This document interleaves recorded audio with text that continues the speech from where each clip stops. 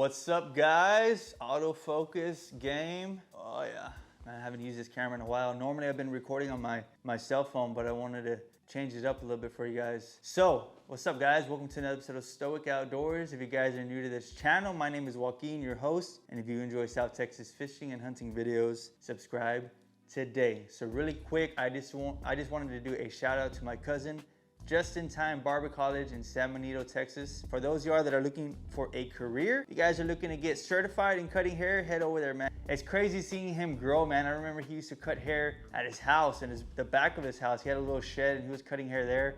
And now look at him, man. He has his own college. So I would appreciate if you guys were to show him some love.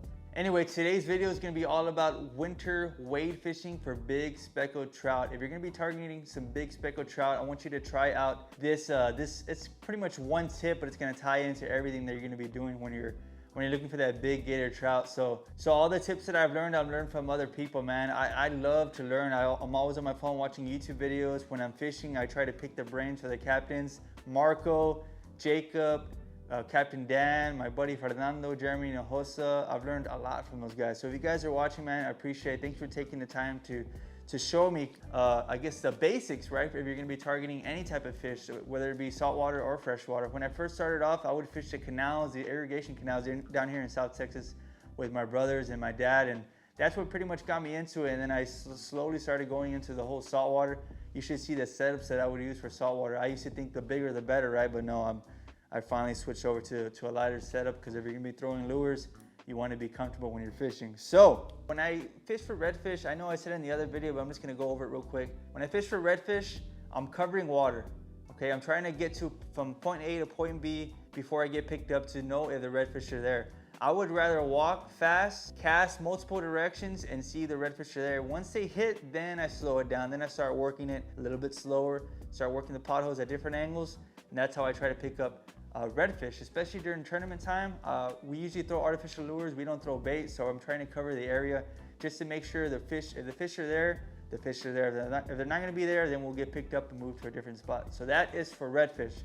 Now, when I'm targeting speckled trout, specifically the big speckled trout, just remember one thing: low and slow. So remember, when I'm targeting these speckled trout, the weather's gonna be like right now, cold, rainy. That's where the big mamas come out to play. So what I like to do is try to remember, hey, it's cold. When you go outside, are you gonna be running around, crazy? You're gonna be a little bit slower, you're gonna be a little bit more lethargic. Same thing with the fish, same thing with the speckled trout. They're gonna be a little bit slower when they react to your bait. So I like to throw the lure right in front of me, and I'll count the seconds. This jig head right here, I usually throw a 1/8 ounce exposed jig head, just because I like having that higher hookup ratio. 1/8 ounce jig head, throw it, let it sit to the bottom, count 1001, 1002, 1003. If it hits the bottom, 3 seconds, it takes about 3 seconds to hit the water.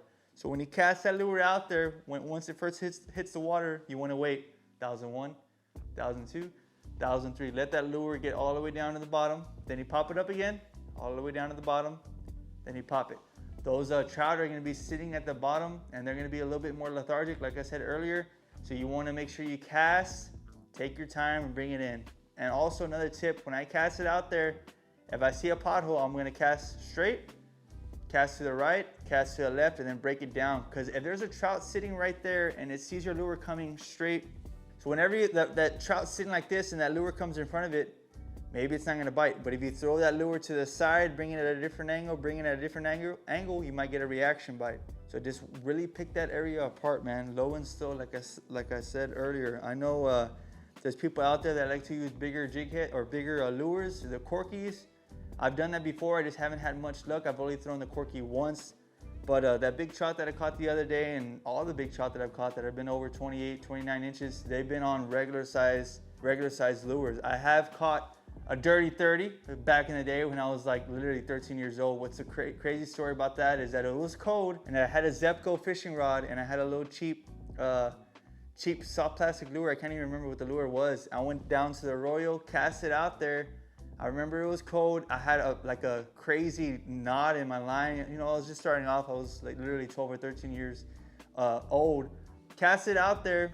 The lure was in the water for a while. So what was going on? That lure was dropping down to the bottom nice and slow. nice and slow. And that big 31-inch trout was like, what the heck is this, man? Easy meal. So it took it. I started reeling in my slack, reeling in my line.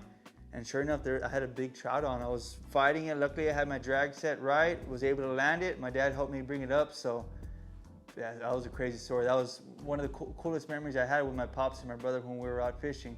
So like I said, it was cold. I didn't know what I was doing, but that lure was sitting down at the bottom nice and slow, and it came out and hammered my lure. So quick summary of the tips that I gave. Just remember, low and slow, man. Whatever you like to throw, if you're throwing a corky or regular AM lure, if you're throwing a jumbo lure, if you're throwing the top water, just remember, nice and easy, low and slow if you're targeting those big speckled trout. So thank you guys for watching this video. For those of y'all that stuck around to the very end, I'm gonna be giving you guys a free cap. The first person that comments below, #thickgirlsonly, I'm gonna message you on Instagram, Facebook, or send you an email. I'm gonna give you a coupon code. You can go to my website, www.stoicoutdoors.com, and you're gonna get yourself a free hat. So congratulations to you, man. Make sure you guys subscribe. It's free, doesn't charge you guys anything. It just helps me out a lot. I'm from down here from South Texas, so I would greatly appreciate it. Trying to hit 6,000 subscribers by the end of 2022, then 7, then 8, then 9, then 10. We're gonna keep growing, man, keep growing. So appreciate it, guys. Stick around for the next one. Peace.